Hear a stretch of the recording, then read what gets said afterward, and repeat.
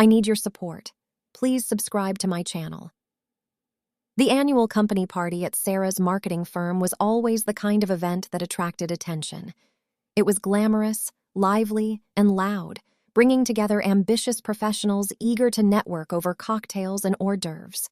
Sarah had been with the company for 2 years, and she thrived in the fast-paced environment her job demanded. Her boss, Richard Caldwell, was the kind of man who commanded respect the moment he walked into a room. Tall, impeccably dressed, with a handshake that felt more like a quiet display of authority than a greeting. Sarah had warned me about his intense personality, but I didn't think much of it. I'm not someone who likes attention. I own a small carpentry shop and prefer staying out of the spotlight. That's exactly how I like spending evenings like this, quietly sipping a beer while Sarah effortlessly worked the room. But Richard had different plans that night. The party was held at a stylish rooftop bar overlooking a breathtaking skyline filled with city lights. Sarah looked stunning in a deep navy dress, confidently chatting with colleagues and making everyone around her feel comfortable. I stayed near the edges, making casual conversation with a few of her coworkers about everyday topics like local sports. Nothing serious. Then, I noticed him watching me. Richard had spotted me from across the room. At first, I assumed it was just a passing glance, but then he started walking straight toward me with a drink in hand and a smile that never quite reached his eyes. "So, you're Sarah's husband?" he said smoothly, though there was an edge beneath his words. "The woodworker, right?" It was subtle, but the condescension was obvious, as though my profession was something charming but insignificant. I nodded politely. "Yeah, that's me. Nice party." He wasn't finished. Leaning in slightly, he spoke just loudly enough for nearby people to hear. "It must be hard keeping up with someone like Sarah. She's becoming one of the company's rising stars." A few of her colleagues exchanged uncomfortable glances. They could sense exactly what he was trying to do. Across the room, Sarah caught my eye. Her expression mixed concern with a silent plea for me to ignore him. I smiled calmly at her and took another sip of my drink, letting Richard continue. "So," he asked with a smirk, "what do you actually do all day? Build tables while Sarah closes the big deals?"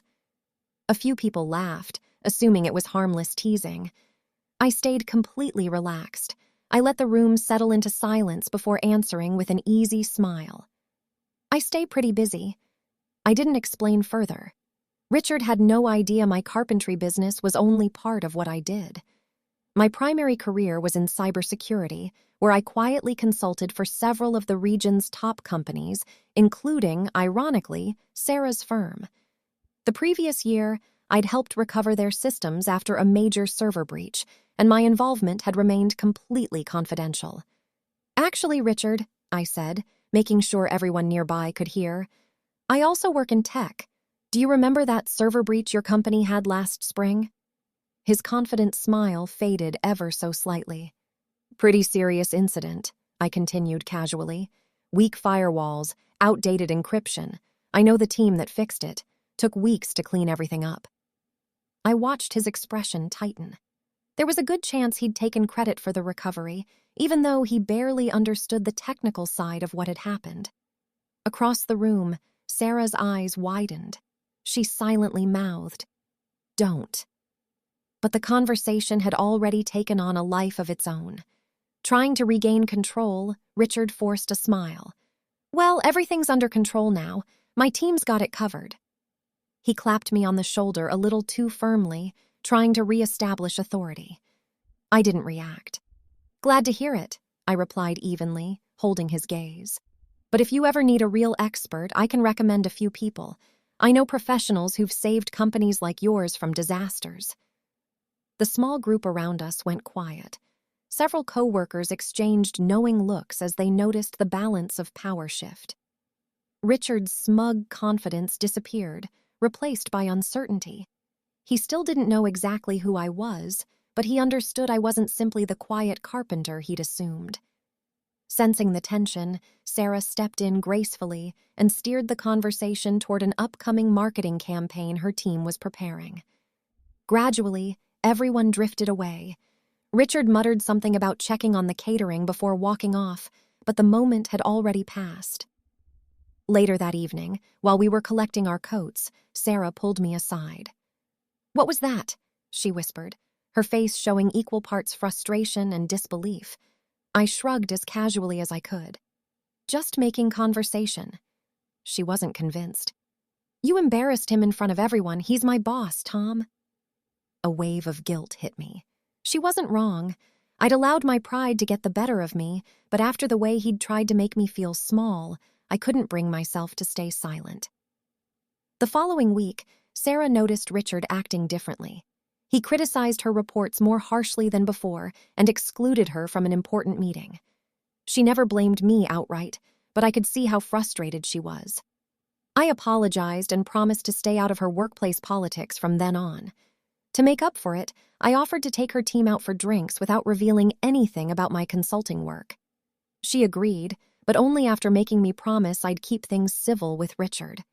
I laughed and assured her I would, though privately I couldn't help smiling at the memory of Richard realizing he wasn't the most important person in the room. About a month later, I received a call from the firm's IT director, someone I'd worked closely with during the server breach. He told me Richard had been asking questions trying to figure out who I really was. Apparently, he had become convinced I knew enough to damage his reputation. I told the IT director to keep my identity quiet. I had no interest in attention, but I won't deny it was satisfying knowing Richard was losing sleep, wondering exactly how much I knew. Sarah's career continued to flourish, despite my little moment of defiance, and a few months later she earned the promotion she had worked so hard for. Richard, on the other hand, became noticeably more careful at company events. Looking back, maybe I should have ignored his remarks. Still, there's a certain satisfaction in watching someone who believes they're untouchable realize they aren't. Sarah and I are stronger than ever, and I've learned to keep my professional life separate from her workplace. Even so, I always stay observant because if Richard ever decides to test me again, I'll be ready.